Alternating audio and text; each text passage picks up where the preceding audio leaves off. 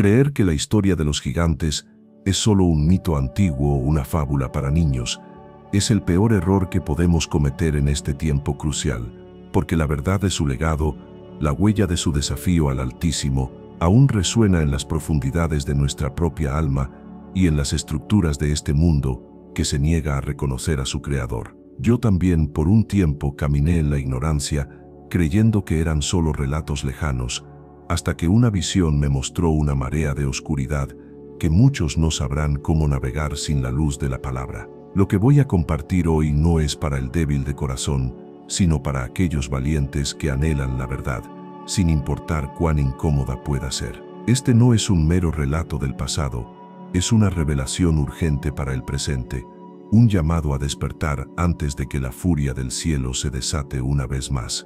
Antes de que la primera gota del diluvio universal rompiera el velo de los cielos y se precipitara sobre una humanidad dormida, existió una era olvidada, un tiempo tan envuelto en tinieblas que incluso la voz del cielo parecía haberse acallado ante el clamor de la tierra. No se trataba de imperios terrenales o de poderosos ejércitos humanos, sino de seres que descendieron desde las alturas celestiales, portando ojos que resplandecían con un fuego ajeno a este mundo y palabras que se tejían en un velo de promesas engañosas. Ellos llegaron con la seducción de un poder inigualable, con secretos ancestrales que se pensaban perdidos, y con astucia sellaron un pacto, un juramento tan abominable que alteraría para siempre el destino trazado para la creación, desatando una corrupción sin precedentes. De aquella oscuridad inefable nació algo que la humanidad, en su limitada comprensión, jamás pudo controlar, algo que superó todas las expectativas de maldad: los Nefilim, gigantes de estatura descomunal, hijos de una unión prohibida, de un pacto profano que rasgó el velo entre lo celestial y lo terrenal. Estos seres monstruosos, en su imponente presencia, caminaron entre los hombres como si fueran dioses, ejerciendo un dominio brutal sobre tribus enteras, reinos ancestrales y civilizaciones florecientes que sucumbieron a su poder. Durante un periodo de tiempo que la historia ha intentado borrar, fueron adorados con una devoción ciega, se les llamaba héroes, se les veía como salvadores, forjadores de un nuevo orden, pero la supuesta gloria que los rodeaba se transformó rápidamente en una corrupción devoradora, una plaga que marchitó toda vida. Los Nefilim, con su hambre insaciable, devoraban todo a su paso, como un fuego voraz que consume el bosque, dejando solo cenizas y desolación. La sangre inocente llenó la tierra, empapando cada valle y cada colina, clamando al cielo por justicia. La violencia se convirtió en su idioma universal, el único lenguaje que conocían y practicaban sin remordimiento, y la humanidad, pobre e indefensa, se transformó en su presa más codiciada, en el objeto de su crueldad ilimitada. Fue entonces cuando la voz del Altísimo, que por un tiempo había parecido callar, resonó con una autoridad inquebrantable desde el trono eterno. Lo que estaba por venir, su decreto ineludible, no sería meramente un juicio, sería una purificación total, un acto de amor y misericordia divina, destinado a restaurar la santidad de su creación. Porque lo que comenzó con un juramento impío, sellado en lo alto de un monte sagrado, pronto desataría la incontenible furia del cielo, una ira justa que arrasaría con toda la maldad.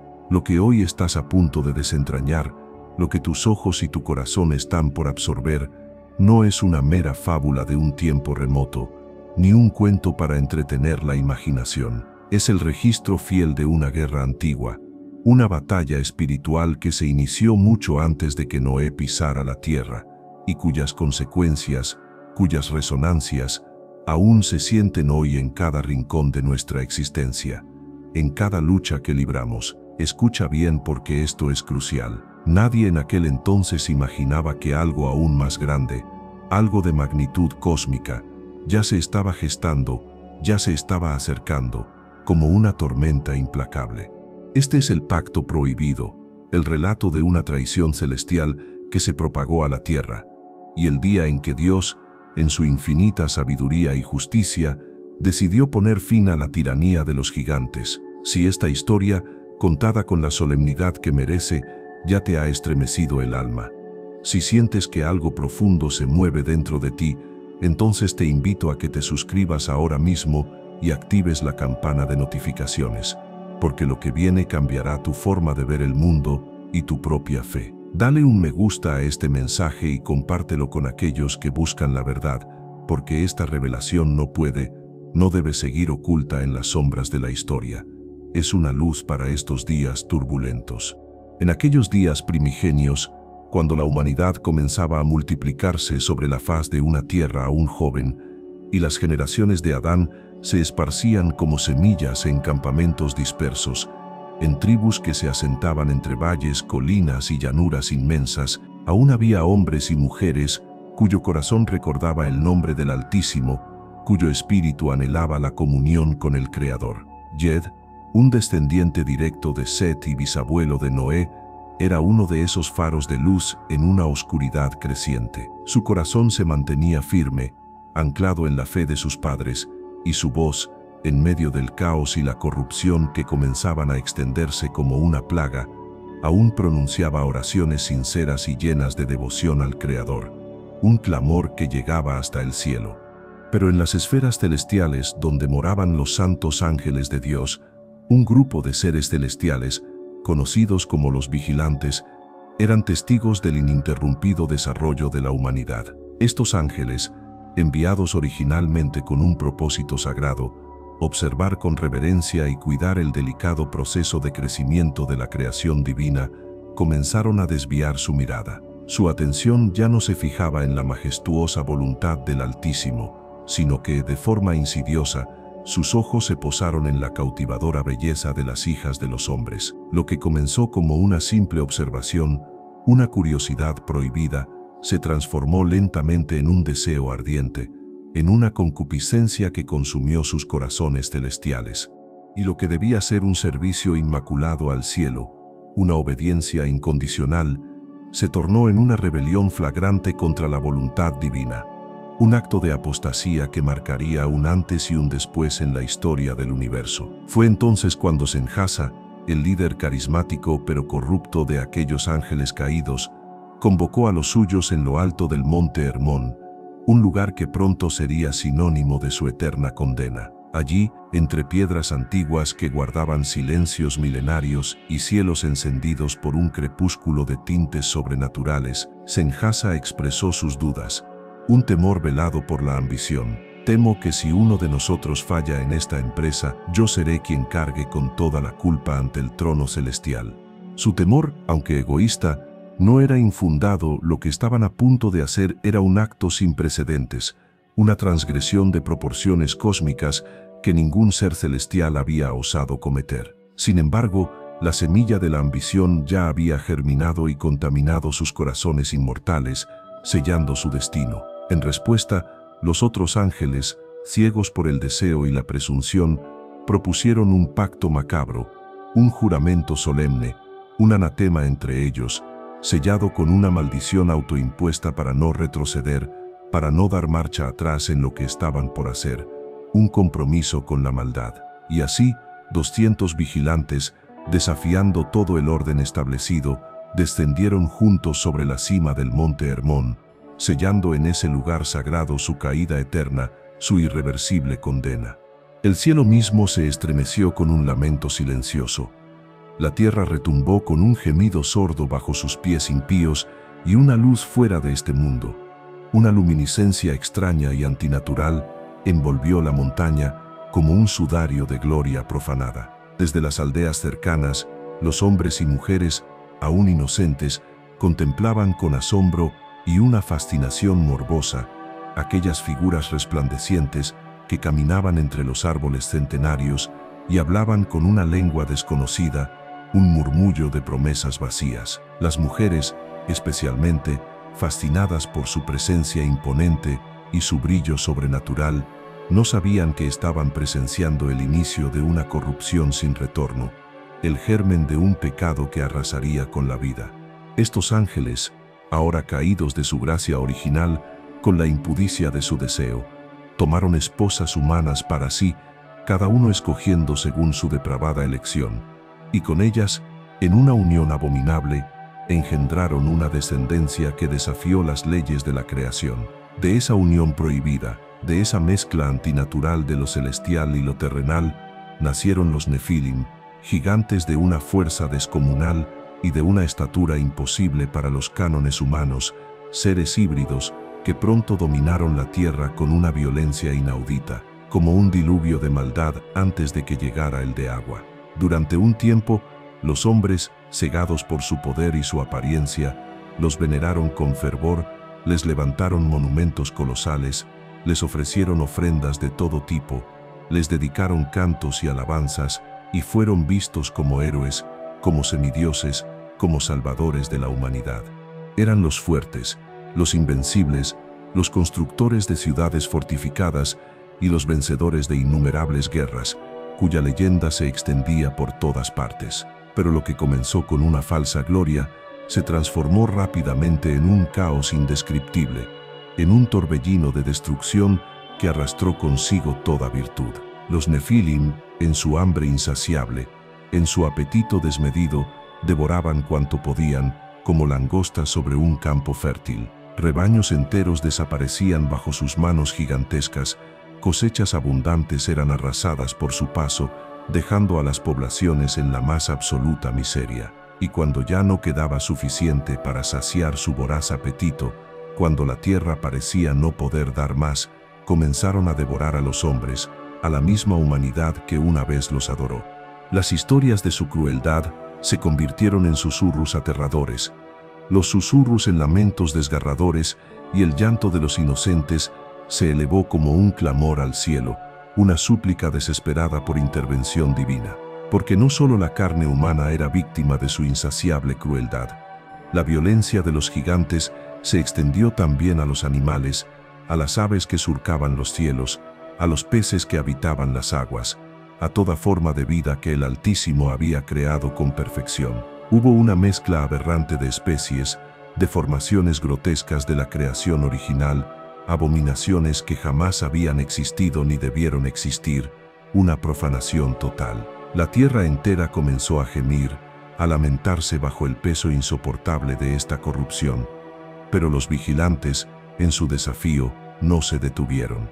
Además de tomar esposas humanas, con una audacia blasfema, comenzaron a enseñar a los hombres secretos que jamás habían sido revelados por el cielo, conocimientos prohibidos que el Creador había reservado para sí. Azazel instruyó a la humanidad en la fabricación de espadas relucientes, cuchillos afilados, escudos protectores y corazas impenetrables, enseñándoles a extraer y moldear los metales de la tierra, desatando la industria de la guerra. Baraquiel, con un conocimiento impío, enseñó astrología, mientras otros vigilantes revelaron los nombres de las estrellas, los movimientos complejos del sol y la luna, los encantamientos prohibidos, las fórmulas ocultas de la magia negra, la adivinación y todo tipo de conocimiento arcano que el Creador había reservado celosamente para los tiempos señalados por él. Las mujeres, por su parte, aprendieron a fabricar brazaletes ostentosos, a embellecer sus rostros con artificios, a resaltar su mirada con tinturas de antimonio y a manipular la seducción como un arma de control y vanidad. La vanidad se multiplicó sin freno, el orgullo creció desmesuradamente en los corazones humanos y la humanidad, en lugar de buscar al Creador que les había dado la vida, comenzó a adorar a estos seres caídos y a sus hijos monstruosos, desviando su adoración. Los altares se levantaron no para el Dios de la vida y de la verdad, sino para los ídolos de muerte, para las falsas deidades que prometían un poder ilusorio, una corrupción que se extendía como una plaga. Fue entonces, en medio de esta oscuridad asfixiante, cuando un solo hombre se atrevió a alzar su voz con valentía en medio de esta generación perversa y corrupta. Su nombre era Enoc. Él era justo, un faro de luz en la oscuridad, y caminaba con Dios en una comunión ininterrumpida. No se dejó seducir por el esplendor corrupto de los vigilantes, ni por el temor paralizante que los Nefilim imponían con su presencia. Enoc fue un testigo privilegiado de la decadencia irreversible del mundo que lo rodeaba, de la corrupción que lo invadía todo. Vio cómo los hombres abandonaban la senda de la verdad, cómo se alejaban del Altísimo, cómo sus corazones se endurecían. Escuchó el gemido doloroso de la tierra, un lamento que clamaba al cielo, y su corazón ardía con la certeza inquebrantable de que el juicio divino, la justicia de Dios, no se haría esperar mucho más tiempo. La balanza de la equidad se estaba inclinando. Enoc, impulsado por el Espíritu de Dios, comenzó a proclamar la palabra del Altísimo con una pasión inquebrantable, en plazas concurridas, en colinas solitarias y en caminos polvorientos. Advertía incansablemente del fin inminente, clamaba con lágrimas por el arrepentimiento genuino, denunciaba la injusticia de los caídos y la maldad de los nefilim sin temor. Escribía visiones celestiales, registraba revelaciones divinas y hablaba de un diluvio venidero, una purificación por agua que cambiaría la faz del mundo para siempre. Pero fue rechazado con burlas y escarnio. Lo llamaron loco, exagerado, un enemigo del progreso humano, un profeta de calamidades. Los nefilim en su arrogancia se burlaban de él sin piedad y los vigilantes deseaban silenciar su voz profética. Pero Enoc no hablaba por sí mismo, no actuaba por su propia cuenta, sino por mandato directo de Dios, como un fiel embajador del cielo. Y en los cielos, en las moradas celestiales, finalmente se oyó el decreto ineludible, la sentencia divina que marcaría el fin de una era. Pasaron los años como arena entre los dedos. La tierra que antes florecía bajo la bendición y el diseño del Creador, se había convertido en un campo de sangre derramada, de hierro y de miedo, un paisaje desolador que reflejaba la corrupción del corazón humano. Lo que había comenzado como un acto de admiración, un culto ciego hacia los nefilim, esos colosos que caminaban entre los hombres como dioses de la guerra, se transformó lentamente en un reinado de opresión brutal, de terror indescriptible y de una oscuridad que lo cubría todo. Las ciudades, que una vez habían celebrado sus nombres y erigido estatuas en su honor, ahora construían muros infranqueables y fortalezas imponentes, no para su gloria, sino para intentar contener su furia incontrolable, su violencia desmedida. Pero ni la piedra más sólida, ni el metal más resistente, podían resistir su fuerza descomunal, su poder destructivo que arrasaba con todo a su paso. Los nefilim, en su soberbia, ya no se ocultaban en las sombras, se proclamaban abiertamente señores absolutos de la tierra, desafiando al mismo Creador. Gobernaban con un puño de hierro sobre pueblos enteros, exigían tributos desorbitados, imponían sacrificios humanos abominables, esclavizaban a los más débiles y destruían sin piedad a quienes se atrevían a desafiar su dominio tiránico. Su hambre insaciable no conocía límites, no bastaba con el alimento abundante del campo, ni con los animales que poblaban los bosques. Ahora sus manos gigantescas tomaban vidas humanas sin remordimiento alguno, sin piedad, como si la vida fuera algo desechable. La sangre de inocentes regaba el suelo como si fuera agua, tiñendo la tierra de un rojo escarlata, y el cielo se cubría de nubes oscuras y densas, como si llorara en silencio por la creación profanada, por la pureza mancillada. Pero no eran solo los nefilim quienes corrompían la tierra con su presencia. Los hombres, en su debilidad y ambición, guiados por sus pasiones y seducidos por el conocimiento prohibido de los vigilantes, comenzaron a replicar la maldad que habían aprendido de sus maestros caídos. Fabricaban armas no para defenderse de la opresión, sino para conquistar y subyugar a sus semejantes. Estudiaban los astros no para glorificar al Creador que los había dispuesto en el firmamento, sino para manipular destinos ajenos y ejercer control sobre la voluntad de otros, una usurpación de la soberanía divina. La brujería, la adivinación y la idolatría se multiplicaron en cada rincón del mundo, como maleza que ahoga la buena semilla. Los corazones humanos se endurecieron como piedras. La compasión fue sustituida por la codicia más despiadada y el temor de Dios, la reverencia al Altísimo, desapareció por completo de entre los hombres, dejando un vacío espiritual inmenso. Las familias se desmoronaban bajo el peso del pecado, las alianzas se rompían con facilidad y las guerras estallaban en todos los territorios, sembrando dolor y destrucción. Los gigantes, en su perversidad, incitaban a los hombres a enfrentarse entre sí. disfrutando del caos como un juego macabro, un espectáculo sangriento para su diversión. En su soberbia desmedida, los Nefilim comenzaron a competir por el dominio absoluto de la tierra, alzándose unos contra otros en batallas colosales que destruían montañas enteras, desviaban el curso de los ríos y arrasaban ciudades completas, dejando solo ruinas. El estruendo de sus pasos retumbaba por kilómetros a la redonda, la tierra temblaba. Las sombras de sus cuerpos gigantescos cubrían la luz del sol, sumiendo el día en una penumbra artificial, y el miedo era el nuevo lenguaje que se hablaba en los pueblos, un miedo que paralizaba el alma. En medio de este panorama desolador, la naturaleza misma, la creación perfecta de Dios, comenzó a quebrarse, a mostrar signos de su agonía. Las estaciones ya no obedecían su orden natural, el clima se volvía impredecible y violento, las bestias salvajes se tornaban agresivas y fuera de control, los ríos cambiaban su curso sin razón aparente. Era como si la creación entera estuviera reaccionando con dolor y furia ante la corrupción que la envolvía, ante la profanación de su esencia.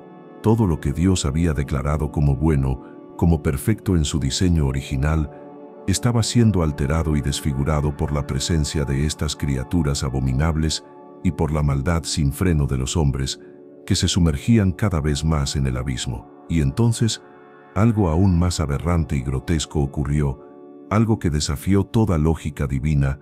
Los límites sagrados entre las especies comenzaron a desdibujarse, a desaparecer por completo. En su obsesión por el poder y la manipulación genética, los vigilantes caídos y sus hijos, los Nefilim, comenzaron a experimentar con la creación de Dios. Se mezclaban animales de diferentes tipos, dando lugar a criaturas deformes, híbridos monstruosos que jamás debieron existir, una burla a la obra divina. El león con alas, el toro con rostro humano, seres abominables que no tenían lugar en la majestuosa obra del Creador, un desafío directo a su diseño perfecto. Estas aberraciones eran vistas por algunos, en su ceguera espiritual, como maravillas de la naturaleza, como prodigios de una nueva era, pero eran en verdad señales inequívocas del colapso inminente que se acercaba, del juicio que estaba a las puertas. La corrupción ya no era solo moral o espiritual, era física, genética, existencial. Había invadido cada fibra de la vida. Lo puro se volvió impuro, lo sagrado fue profanado sin escrúpulos, y la línea antes clara entre el hombre y la bestia comenzó a desaparecer, dejando un rastro de caos.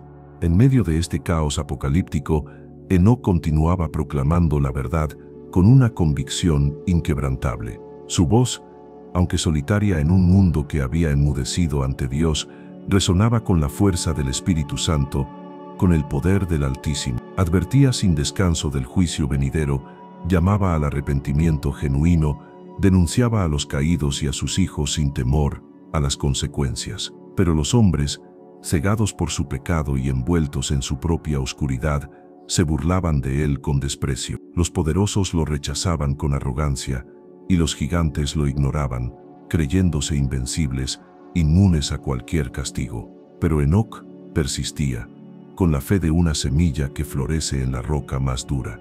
Día tras día, con una diligencia admirable, escribía todo lo que veía, cada visión que el Altísimo le mostraba, cada revelación que descendía del cielo. Registraba las profecías sobre un diluvio que cubriría la tierra por completo. Hablaba de una purificación por agua, de un acto divino que no solo destruiría a los malvados, sino que también restauraría la creación a su diseño original, a su pureza primigenia. Y aunque pocos le creían, aunque su mensaje parecía una locura para la mayoría, el cielo lo respaldaba con su autoridad. Un día, mientras Enoc caminaba solo entre montañas majestuosas, en profunda comunión con Dios, fue tomado por el Altísimo en un acto de amor y gracia divina. Ya no se le volvió a ver entre los hombres, porque el Creador lo llevó consigo, librándolo del juicio inminente que pronto caería sobre el mundo entero, un acto de misericordia inefable. A partir de entonces, el silencio de los cielos se volvió una señal inequívoca, un presagio del juicio. El Altísimo ya no hablaba con los hombres como antes, las profecías cesaron, las visiones se extinguieron, El cielo no respondía a las súplicas, pero no porque hubiera abandonado la tierra a su suerte, sino porque el juicio ya había sido decretado. La sentencia final había sido pronunciada y el tiempo de la gracia estaba llegando a su fin. Los ángeles, que aún permanecían fieles al trono eterno, que no se habían unido a la rebelión de los vigilantes, sabían perfectamente lo que vendría, sentían en su espíritu la inminencia del fin. El tiempo de la paciencia de Dios estaba terminando, el día del ajuste de cuentas se acercaba con pasos agigantados y la próxima palabra que saliera de la boca de Dios no sería una advertencia más, no sería una invitación a la reflexión, sería una sentencia irrevocable, un veredicto final. El clamor de la tierra se había elevado hasta el cielo, un grito desgarrador que penetraba las esferas celestiales. Desde las profundidades de los valles hasta las alturas de los montes, el dolor de una creación deformada por el pecado tocó las puertas del cielo, implorando justicia. La sangre de los inocentes clamaba desde el suelo, un testimonio silencioso pero poderoso de la maldad reinante, y los justos, en su angustia y desesperación, miraban hacia lo alto, suplicando por la justicia divina, por la intervención del Creador. Fue entonces en el trono eterno, donde la gloria de Dios resplandecía, que el Altísimo respondió con su voz poderosa. El tiempo de la paciencia, esa virtud divina que había soportado tanto, había terminado. El juicio ya no sería postergado. La espera había llegado a su fin. Desde las alturas resplandecientes del reino celestial, el Creador convocó a 4 de sus mensajeros más poderosos, 4 arcángeles santos y temibles, revestidos de gloria y autoridad inquebrantable, que se presentaron ante él con reverencia. Miguel, el gran defensor del pueblo de Dios, cuyo nombre significa «¿Quién como Dios?». Rafael, el sanador de la tierra, el portador de la gracia. Gabriel, el heraldo de la palabra divina, el mensajero de las buenas nuevas. Y Uriel, el portador del fuego del juicio, la espada de la justicia divina. El silencio más absoluto llenó el cielo cuando el Altísimo pronunció su decreto, una palabra que resonaría por la eternidad. A Rafael se le encomendó la primera misión, la más urgente. Él debía descender a la tierra, buscar a Azazel, aquel vigilante que había enseñado a los hombres la guerra, el orgullo y la destrucción, y encadenarlo con la fuerza de los cielos, con cadenas forjadas por el mismo poder divino. Rafael lo encontraría sin falta. Lo arrojaría al desierto de Dudael, un lugar desolado de tinieblas, lo sepultaría bajo piedras agudas y lo cubriría con oscuridad perpetua hasta el día del gran juicio final. Nunca más volvería a ver la luz, la gracia de Dios le sería negada para siempre. A Gabriel, el mensajero, se le encargó una tarea aún más oscura y compleja, una que desataría la autodestrucción, provocar la aniquilación de los Nefilim. El Altísimo ordenó que los hijos de los vigilantes fueran llevados a la guerra entre ellos mismos, que la misma violencia que sembraron, la semilla de la discordia que plantaron, se volviera contra ellos, que su propia fuerza descomunal fuera su perdición. Gabriel debía incitar la rebelión, poner hermano contra hermano, gigante contra gigante, y dejar que su orgullo desmedido, su arrogancia sin límites, los llevara a la aniquilación, a la autodestrucción total. A Miguel, príncipe de las huestes celestiales, el guerrero de Dios, se le dio la orden más trascendental: capturar a los líderes de la rebelión. Senjasa y todos los vigilantes que descendieron con él, los que sellaron el pacto prohibido en el Hermón, debían ser apresados sin piedad. Miguel debía encadenarlos con una fuerza inquebrantable y llevarlos a las profundidades más abismales de la tierra, donde serían encerrados por 70 generaciones, en una prisión de tinieblas. No habría perdón para ellos, ni redención alguna. Serían testigos de su propia condena encerrados en tinieblas, hasta que el fuego eterno los consumiera por completo en el día señalado por el Creador, en el juicio final. Finalmente, a Uriel se le encomendó el anuncio más temido y más lleno de esperanza a la vez. Él debía presentarse ante el justo Noé, un hombre íntegro entre sus generaciones, un descendiente directo de Enoc, que aún caminaba con Dios en santidad y obediencia. Uriel debía advertirle que el juicio venía, que la tierra sería destruida por completo por las aguas y que solo él y su casa, su familia, serían preservados, resguardados por la mano divina.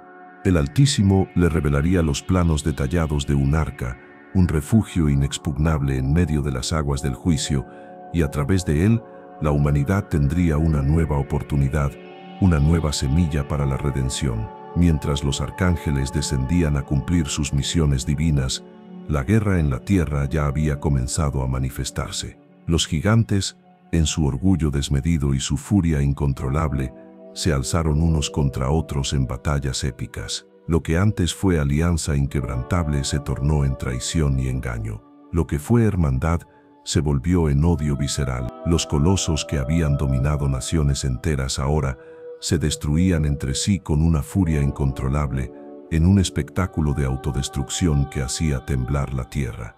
Las montañas temblaban con el estruendo de sus batallas. Los ríos se teñían de rojo con la sangre derramada, y los hombres, aterrados y sin rumbo fijo, huían desesperados, atrapados en un mundo que ya no reconocían, un mundo que se estaba desmoronando ante sus ojos. En lo secreto de sus corazones, los vigilantes sintieron el cambio, una alteración en la atmósfera del mundo que les anunciaba que el cielo había respondido a su rebelión. Ya no tenían poder para detener lo que se avecinaba. El terror que sembraron regresaba a ellos como una sentencia ineludible, como un boomerang de justicia. Algunos imploraban a los cielos, otros se escondían en los lugares más recónditos, pero ninguno podía escapar del juicio que descendía como una tormenta implacable. En medio de ese caos, Noé comenzó a construir el arca, una obra monumental de fe y obediencia. Cada golpe de martillo era una señal de advertencia para una generación sorda. Cada tabla colocada un testimonio palpable de obediencia a la palabra de Dios. Los hombres se burlaban de él, le llamaban loco, ridiculizaban su fe inquebrantable, pero él no se detenía, no se inmutaba. Sabía que la palabra de Dios era segura, firme como una roca. Sabía que el diluvio vendría, sabía que solo en la obediencia estricta habría salvación, un refugio en medio de la tormenta. A medida que la construcción avanzaba, la corrupción se intensificaba aún más. Los pueblos estaban completamente entregados a la maldad, sumergidos en el pecado. Las orgías desenfrenadas de los gigantes, las aberraciones de los vigilantes, la idolatría descarada y la violencia más brutal, todo se multiplicaba sin medida, sin freno alguno.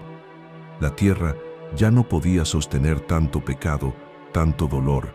Su estructura misma comenzaba a colapsar, a ceder bajo el peso de la iniquidad. Y entonces el cielo habló una vez más, con una voz que resonó en el espíritu de Noé. Dios decretó que el hombre, cuya maldad era grande sobre la tierra, cuya iniquidad había llegado a su colmo, no viviría para siempre. Desde ese día, sus días serían limitados a 120 años, un periodo de gracia final para el arrepentimiento. El tiempo del juicio estaba marcado. El reloj de la gracia había comenzado a correr sus últimas horas. Las acciones de los arcángeles, una a una, se cumplían con precisión divina. Azazel fue encadenado en las tinieblas. Los gigantes se autodestruían en batallas fratricidas, víctimas de su propio orgullo. Los vigilantes fueron apresados y sumergidos en una oscuridad perpetua. Y Noé, junto a su familia, recibía instrucciones detalladas sobre cómo preservar cada especie viva, 2 por 2, macho y hembra, para comenzar de nuevo después de la purificación, para sembrar una nueva vida. El juicio ya no era una amenaza lejana, era una realidad en marcha, imparable. Los cielos no retendrían las aguas por mucho más tiempo. Las fuentes del abismo se agitaban con fuerza. Las nubes se espesaban en el horizonte, y el eco de los pasos de los ángeles aún resonaba en las montañas, porque el día señalado, el día de la gran purificación, estaba a punto de llegar, a punto de desatarse sobre la tierra. Los días finales llegaron como sombras al atardecer, silenciosos, pero absolutamente inevitables, irrevocables. Mientras Noé seguía construyendo el arca con manos firmes y corazón obediente, la tierra entera ardía en una corrupción sin esperanza. La violencia llenaba cada rincón, cada hogar. Las lágrimas de los inocentes ya no conmovían a nadie. La compasión se había extinguido y la inocencia había sido borrada del rostro de los hombres, dejando solo un rastro de cinismo. Pero Dios no había olvidado su promesa ni su juicio. Cuando el arca fue terminada y los animales de todas las especies comenzaron a acercarse por pares, guiados por una fuerza invisible, por un instinto divino, muchos lo vieron con asombro, con una mezcla de curiosidad y burla. Aves, bestias y criaturas del campo marchaban con un orden perfecto hacia una sola dirección, hacia el único camino de la salvación que se abría en el horizonte. Pero aún entonces los hombres se reían a carcajadas de la locura de Noé. Algunos se burlaban con sarcasmo, otros insultaban con desprecio. Nadie creía que algo pudiera romper la normalidad de su mundo, la rutina de su pecado. Pero ese mundo, tal como lo conocían, estaba a punto de morir para siempre. Entonces, en un día señalado por el Creador, sin previo aviso, sin anuncio de trompetas celestiales, el cielo se abrió, no con rayos estruendosos ni truenos amenazantes, sino con una fuerza ancestral, una energía primordial que liberó las aguas. Las fuentes del abismo se rompieron desde las profundidades de la tierra y las compuertas del cielo se abrieron desde lo alto, desatando la tormenta perfecta. La lluvia que caía no era una lluvia común. Era juicio líquido, era agua viva que descendía con furia y con un propósito divino, purificador. El rugido ensordecedor de los cielos cubrió la tierra entera. El estruendo de las aguas eclipsó toda risa burlona, todo grito de terror, toda arrogancia humana. Noé y su familia entraron en el arca, y entonces, sin manos humanas, con la autoridad divina, la puerta se cerró con un estruendo final. Dios mismo selló la entrada, porque ya no había más espacio para súplicas, para negociaciones. El tiempo de la gracia había terminado, la ventana de la oportunidad se había cerrado para siempre. Los Nefilim, gigantes de guerra y orgullo, sintieron el terror por primera vez en sus corazones endurecidos. Sus cuerpos, acostumbrados a dominar y a infundir miedo, no podían sostenerse ante las aguas crecientes que los engullían. Corrieron desesperados, gritaron con todas sus fuerzas, intentaron resistir con su fuerza descomunal. Algunos buscaron refugio en los montes más altos, otros golpeaban la madera del arca con desesperación, con un pánico nunca antes sentido, pero nada pudo salvarlos, ni su fuerza, ni su tamaño, ni sus alianzas con los caídos. El juicio divino no hace excepciones, es imparcial, es justo. La humanidad entera, corrompida por siglos de maldad y pecado, fue barrida por las aguas implacables. Las ciudades opulentas fueron tragadas por el diluvio. Los templos de los ídolos, erigidos con orgullo, se desmoronaron y fueron arrastrados por la corriente. Las voces de burla se ahogaron en el agua, silenciadas para siempre. En 40 días y 40 noches ininterrumpidas, la tierra que una vez había sido hogar de gigantes, de opresores y de una humanidad corrupta, se convirtió en un mar sin fronteras, un lienzo purificado, y luego un silencio abrumador, un silencio que era una promesa de renovación. Las lluvias cesaron, los cielos se calmaron, las aguas reposaron en paz, y el arca flotaba majestuosamente sobre un mundo purificado por fuego líquido, por la justicia de Dios. La caída de los gigantes no fue solo física, no fue solo la aniquilación de seres de carne y hueso, fue una señal eterna, un recordatorio inmutable para todas las generaciones. Dios no había olvidado a los justos, a los que caminaban con Él, y aunque la maldad se multiplicara sin cesar, el juicio siempre vendría en su tiempo perfecto, en el momento señalado por el Creador.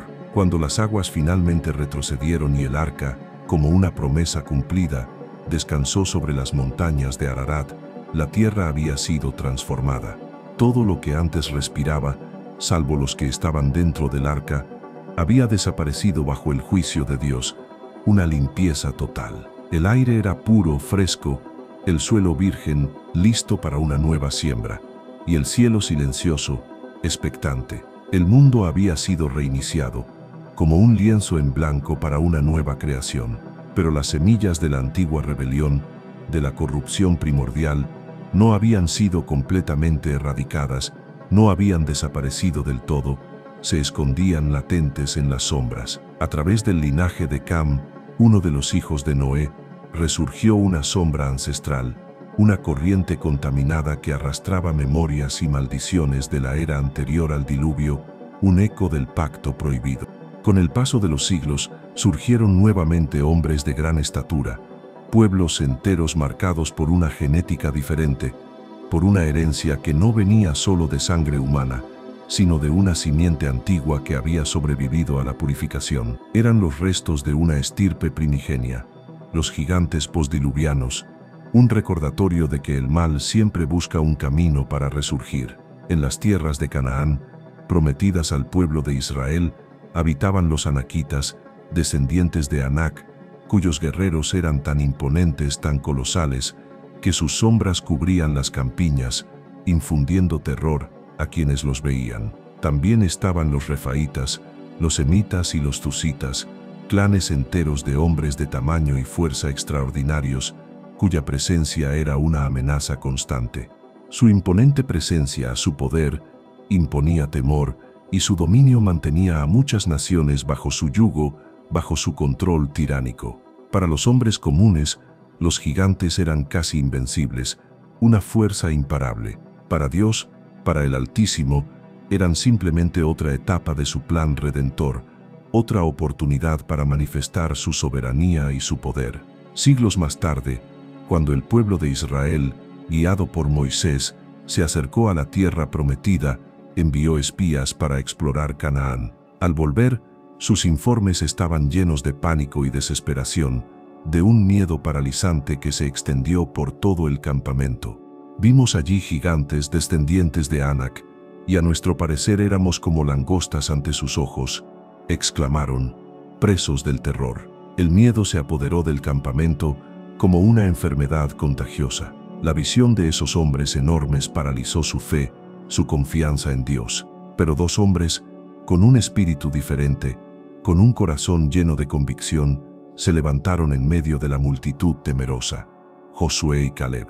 Ellos no vieron gigantes invencibles, vieron una oportunidad gloriosa para que el poder de Dios se manifestara de manera sobrenatural, para que el Altísimo mostrara su brazo fuerte. Donde otros vieron obstáculos insuperables, ellos vieron promesas divinas que se cumplirían sin falta. Años más tarde, Josué, ungido por Dios, lideraría al pueblo en la conquista de Canaán, una batalla tras otra contra los gigantes. Las batallas fueron sangrientas y arduas, pero una a una, las fortalezas de los gigantes fueron cayendo, derribadas por el poder de Dios, no por la fuerza del hombre. En Basán, enfrentaron a Og, un rey cuya cama de hierro medía más de 4 metros, un testimonio de su tamaño descomunal. Él era el último de los refaitas, el último vestigio de aquella estirpe, y fue derrotado por la mano de Dios. Cada victoria era una muestra clara de que no era la fuerza humana lo que determinaba el destino, sino la fidelidad inquebrantable al Dios de los ejércitos, al Señor de los cielos. Pero incluso después de Josué, aún quedaban gigantes en la tierra, escondidos en las sombras, esperando su momento. En los días del joven pastor de Belén, David, un nuevo desafío se alzó entre los filisteos, una sombra de la antigua rebelión. Un guerrero llamado Goliat, descendiente directo de los gigantes, desafió al ejército de Israel por 40 días consecutivos. Su estatura era imponente, su armadura invencible, su voz resonaba como un trueno de burla contra el Dios viviente, contra el pueblo escogido. Y una vez más, el pueblo temblaba de miedo, paralizado por la imagen del gigante. Pero David, con una fe pura y sin espada, con la confianza puesta únicamente en Dios, se presentó ante él. No lo hizo confiando en su propia fuerza, ni en su experiencia de guerrero, sino en el nombre del Señor de los ejércitos, el Rey de toda gloria. Con una simple honda y una piedra lisa, derribó a Goliat, y con su propia espada le cortó la cabeza, un acto de fe y valentía. En ese momento, no solo cayó un gigante de carne y hueso, sino que cayó el orgullo de una nación entera, la soberbia de una estirpe que se creía invencible. Esa victoria inspiró a muchos, encendió una llama de esperanza. Después de David, Otros valientes también derrotaron a descendientes de gigantes, mostrando que el poder de Dios seguía operando. Isbi-Benob, Saf, Lami, e incluso un guerrero que tenía 6 dedos en cada mano y cada pie, una anomalía genética de la antigua estirpe. Uno a uno, los últimos gigantes conocidos fueron eliminados por hombres llenos del Espíritu de Dios, porque no era la estatura lo que importaba, ni la fuerza física, ni la fama terrenal, era la fe inquebrantable en el Altísimo. La historia de los Nefilim, esos gigantes de la antigüedad, no terminó con la caída de Goliat, ni con la última espada levantada contra los descendientes de Anak. No es un relato cerrado. Porque esta no es solo una historia de gigantes de carne y hueso, de seres colosales que caminaron sobre la tierra. Es el eco eterno de una guerra espiritual, de una batalla cósmica que comenzó mucho antes del diluvio, mucho antes de que el hombre pecara, y que aún ruge en los rincones invisibles del alma humana, en las profundidades de nuestro ser. El pacto prohibido, aquel juramento impío sellado en lo alto del monte Hermón, no fue solamente una traición celestial, un acto de rebeldía de seres angélicos, fue una grieta abierta, una herida profunda entre el cielo y la tierra, una cicatriz que dejó marcas imborrables en la historia de la humanidad, en su ADN espiritual. Los gigantes fueron destruidos, sus cuerpos yacen bajo el polvo de la historia, pero su legado, su influencia nefasta, sus sombras aún caminan entre nosotros, camufladas en el presente, no en forma de colosos de piedra, sino en ideologías corruptas, en sistemas opresivos, en orgullos desmedidos que ciegan el corazón, en estructuras que asfixian el espíritu. Se manifiestan en espíritus que exacerban la violencia, en la rebelión abierta contra la autoridad de Dios y en la arrogancia que desafía al Creador en cada esquina. Cada generación, amados hermanos y hermanas, enfrenta sus propios gigantes, sus propios desafíos espirituales. Algunos de estos gigantes modernos llevan nombres de vicios ocultos, de adicciones que esclavizan el alma, de secretos que carcomen la conciencia. Otros se disfrazan de poder incesante, de fama efímera, de placeres pasajeros o de ambición desmedida, prometiendo una satisfacción que nunca llega. Algunos habitan en lo más profundo de nuestro corazón, en nuestras inseguridades, en nuestros temores, en nuestros deseos más oscuros, y otros se manifiestan en estructuras sociales y culturales que buscan destruir la fe desde sus cimientos más profundos, desde la verdad de la palabra. Pero el mensaje, la verdad eterna que nos libera, sigue siendo el mismo para ti y para mí. No es la fuerza humana lo que derriba gigantes.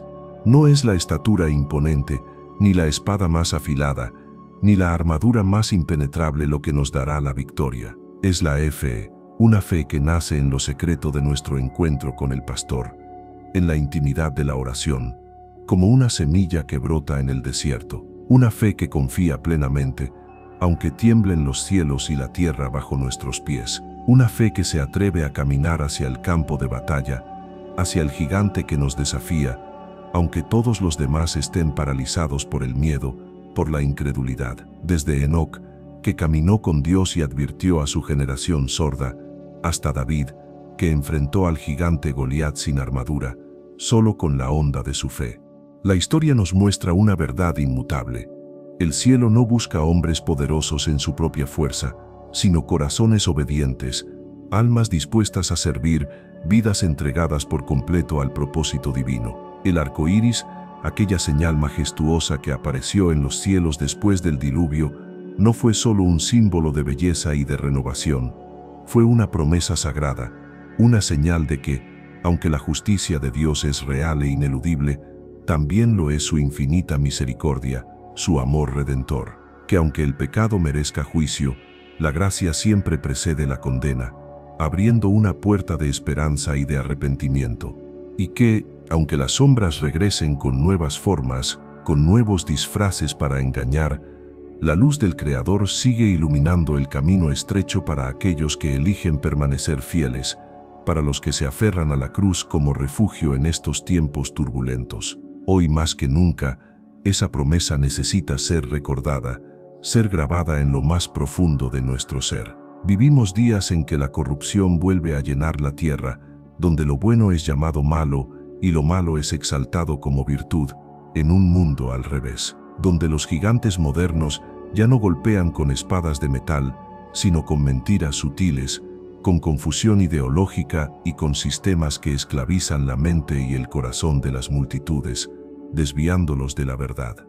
Pero también hoy, en medio de la oscuridad, el llamado sigue vivo, sigue resonando en los vientos del Espíritu. Dios sigue buscando hombres y mujeres como Enoc, que caminen con Él en santidad, como Noé, que obedezcan contra toda lógica, como Josué, que se atrevan a conquistar la tierra de sus promesas, como David, que enfrenten a los gigantes con una fe inquebrantable, hombres que caminen con Él en santidad, mujeres que confíen, incluso cuando todo parezca perdido, personas que no se rindan ante la presión de un mundo caído, sino que se levanten con la armadura de la fe, con la espada del Espíritu, con la verdad en los labios y la esperanza en el corazón, porque esta batalla, amados, no ha terminado. Aún hay gigantes que deben caer en nuestras vidas, aún hay tierras de promesas que conquistar, aún hay generaciones enteras que necesitan oír la verdad liberadora de la palabra de Dios. Y tú, sí, tú que estás escuchando esta historia con atención, fuiste llamado para esta guerra espiritual, para este tiempo. No temas. El mismo Dios que selló el pacto del arco iris, que envió a los ángeles a ejecutar justicia divina, que preservó a los justos en medio del diluvio, es el mismo que hoy pelea por ti, que camina a tu lado. Que esta historia no quede como un simple eco del pasado, que no se convierta en una fábula más para tu mente, porque lo que ocurrió fue real, y lo que viene, mis amados, es aún más grande, más trascendental. Levántate ahora, cree y prepárate, porque en cada generación el cielo sigue buscando valientes, sigue buscando corazones que ardan por la verdad, por la justicia, por la redención. Escribe en los comentarios: yo quiero conocer más de la palabra si hoy sentiste un llamado profundo en tu espíritu. ¿Qué parte de este mensaje tocó tu corazón y te movió a la reflexión? Déjalo abajo. Tu testimonio puede ser luz para otros. Suscríbete y únete a esta comunidad que busca a Dios cada día, que anhela vivir en la verdad. Y si quieres profundizar más en estas enseñanzas bíblicas que transforman vidas, entra al link de mi perfil o al comentario fijado, donde descubrirás revelaciones que te conectarán aún más con el propósito divino para tu existencia. Que la gracia y la paz de nuestro Señor Jesucristo estén contigo.